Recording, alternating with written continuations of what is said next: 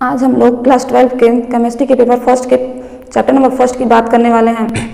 ठोस अवस्था, solid state. First heading है ठोस। ठोस में उसके घटक कण, परमाणु, आयन या और निश्चित चालक बिंदुओं पर स्थित होते हैं तथा अपने अपने निश्चित बिंदुओं के इधर उधर कंपन करते रहते हैं, परंतु अपने स्थान को अस्थायी रूप से नहीं छोड़ते, ठोस कहलाते हैं। मतलब वो कोई भी मेटल हो, चाहे आयन हो, चाहे परमाणु हो, वो अपना एक स्थान बनाए रखेगा, वो अपना स्थान नहीं छोड़ेगा। एक स्थान पे वहाँ से कंपन तो करेगा, लेकिन अपने साथ साथ जितने भी कुछ भी इलेक्ट्रॉन वगैरह रहेंगे उसको अपने साथ साथ लेके कंपन करेगा। सेकेंड है ठोस पदार्थों के प्रकार, type of solids. Type of solids. ठोस मुख्यतः 4 प्रकार के होते हैं: आयनिक ठोस, आणविक ठोस, संयोजक ठोस, धात्विक ठोस।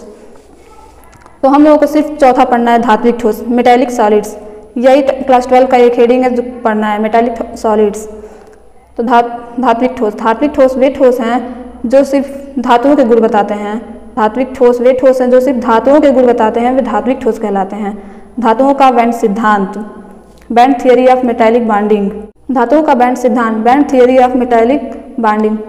धातुओं का बैंड सिद्धांत आबंधन के अणु ऑर्बिटल अणु कक्षक सिद्धांत पर आधारित होते हैं जो अग्रलिखित हैं। पहला, इसमें अणु ऑर्बिटल सिद्धांत के अनुसार n परमाणु ऑर्बिटलों के संयोजन में n अणु ऑर्बिटल बनते हैं, जिनमें n/2 अणु ऑर्बिटल निम्न ऊर्जा के आबंधी अणु ऑर्बिटल और n/2 अणु ऑर्बिटल उच्च ऊर्जा के प्रति आबंधी अणु ऑर्बिटल होते हैं। उसमें सेकेंड, अणु ऑर्बिटलों में इलेक्ट्रॉन ऊर्जा के बढ़ते हुए क्रम में भरते हैं। एक अणु ऑर्बिटल में कम से कम या अधिक से अधिक विपरीत स्पिन के 2 इलेक्ट्रॉन रह सकते हैं। एग्जाम्पल में जैसे मैग्नीशियम ले लीजिए। मैग्नीशियम, इसका एटॉमिक नंबर है 12। 12 का electronic configuration 1s2 2s2 2p6 3s2। तो जो s का इलेक्ट्रॉन है, देखिए विपरीत ऊर्जा स्तर के 2 इलेक्ट्रॉन हैं। ये विपरीत स्पिन के 2 इलेक्ट्रॉन हैं जो पूर्णतः भरे हुए हैं, इसमें कोई जगह खाली नहीं है। सेकेंड है बैंड अंतराल, जिसे बैंड गैप कहते हैं। बैंड अंतराल जैसे बैंड गैप कहते हैं, जो रिक्त चालकता बैंड और पूर्ण चालकता बैंड के बीच स्थित होता है उसे बैंड गैप कहते हैं। किसी संयोजी कोष जैसे बैलेंस सेल के s और p ऑर्बिटल में p ऑर्बिटलों की ऊर्जा s ऑर्बिटलों से अधिक होती है।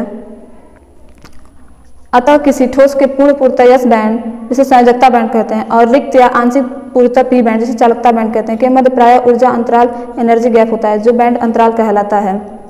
अर्थात रिक्त चालकता बैंड जिसे कंडक्शन बैंड इंग्लिश में बोलते हैं और पूर्ण पूर्णतः संयोजकता बैंड जिसे बैलेंस बैंड कहते हैं में ऊर्जा अंतराल बैंड अंतराल कहलाता है।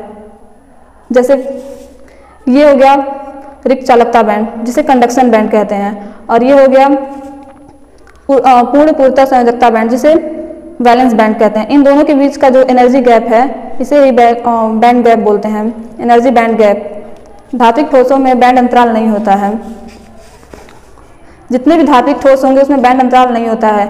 Magnesium 12 1s2 2s2 2p6 3s2, इसका इलेक्ट्रॉनिक कन्फिग्रेशन हो गया। इसमें अगर करेंगे तो s और p में पूर्णतः भरे हुए हैं। p के जितने ऑर्बिटल होंगे, p के जितने भी ऑर्बिटल होंगे पूर्णतः भरे होंगे। जैसे ये p का हो गया, p में 6 इलेक्ट्रॉन है, ये भरे होंगे, एकदम पूर्णतः भरे होंगे। ये 6 भर गए और ये s के भी पूरा भर गए। इसमें 2 इलेक्ट्रॉन पूर्णतः पूरा भरे हुए हैं। इसमें मतलब एनर्जी गैप बहुत ही कम या फिर होता ही नहीं है। धात्विक ठोसों में बैंड अंतराल नहीं होता, मतलब एनर्जी गैप इनमें नहीं होता। अगर ये खाली होता तो एनर्जी गैप होता। अब नेक्स्ट टॉपिक है पदार्थों के विद्युतीय गुण, electric properties of substance. Electronic चालकता के आधार पर पदार्थ मुख्यतः 3 प्रकार के होते हैं। फर्स्ट विद्युत चालक, सेकेंड अर्धचालक, थर्ड विद्युत अचालक। विद्युत चालक को कंडक्टर कहते हैं, अर्धचालक को सेमीकंडक्टर कहते हैं और विद्युत अचालक को नॉन कंडक्टर या इंसुलेटर कहते हैं। विद्युत चालक कंडक्टर्स, जिसे क्या कहते हैं, कंडक्टर्स कहते हैं। जो पदार्थ विद्युत संचालन करते हैं विद्युत चालक कहलाते हैं। मतलब जिसमें विद्युत एक स्थान से दूसरे स्थान तक प्रवाहित हो सके वो विद्युत चालक कहलाता है। इसमें एग्जाम्पल लेते हैं। एग्जाम्पल में सभी धातुएं, ऑल मेटल्स, मतलब कि ऑल मेटल जैसे मैग्नीशियम, एल्यूमिनियम, कैल्शियम, वैनेडियम सभी सुचालक हैं, मतलब विद्युत के चालक है। इसमें विद्युत एक स्थान से दूसरे स्थान तक प्रवाहित हो सकता है आसानी से। इसमें बैलेंस बैंड और कंडक्शन बैंड में कोई भी मतलब एनर्जी गैप नहीं होता है। एनर्जी गैप इसमें 0 होता है, बिल्कुल भी एनर्जी गैप नहीं होता है। इन दोनों के बीच एकदम एनर्जी गैप 0 होता है। ये रहा कंडक्शन बैंड और ये रहा बैलेंस बैंड, इसमें एनर्जी गैप बिल्कुल भी नहीं होगा। मतलब जो कंडक्शन बैंड के इलेक्ट्रॉन होंगे और जो बैलेंस बैंड के इलेक्ट्रॉन होंगे पूर्णतः भरे होंगे। ऐसा नहीं कि उसमें एक इलेक्ट्रॉन कम हो या ज़्यादा हो, पूर्णतः भरे होंगे, वही कंडक्टर्स कहलाते हैं। सेकेंड है अर्धचालक, सेमीकंडक्टर। जिन पदार्थों की विद्युत चालकता विद्युत चालक और विद्युत रोधी के मध्य होती है अर्धचालक कहलाते हैं। मतलब कि जिसमें विद्युत का सुचालक और कुचालक हो वही अर्धचालक कहलाता है। इसमें एनर्जी गैप होता है, बहुत ही कम होता है, मतलब इसमें होता तो है लेकिन बहुत ही कम होता है एनर्जी गैप। जो कंडक्शन बैंड है और जो वैलेंस बैंड है इसके बीच एनर्जी गैप तो है लेकिन बहुत ही कम है, और वो एनर्जी गैप इतना है कि 5 इलेक्ट्रॉन वोल्ट से भी कम है, उसे ही बोलते हैं अर्धचालक। अब थर्ड है विद्युत रोधी, जिसे इंसुलेटर बोलते हैं। जो पदार्थ विद्युत संचालन नहीं करते विद्युत रोधी कहलाते हैं, मतलब कि जिसमें विद्युत एक स्थान से दूसरे स्थान तक प्रवाहित न किया जा सके वो विद्युत रोधी कहलाते हैं। विद्युत रोधी में ऊर्जा बैंड बहुत ज़्यादा होता है, इसमें कंडक्शन बैंड खाली और वैलेंस बैंड भरा होता है।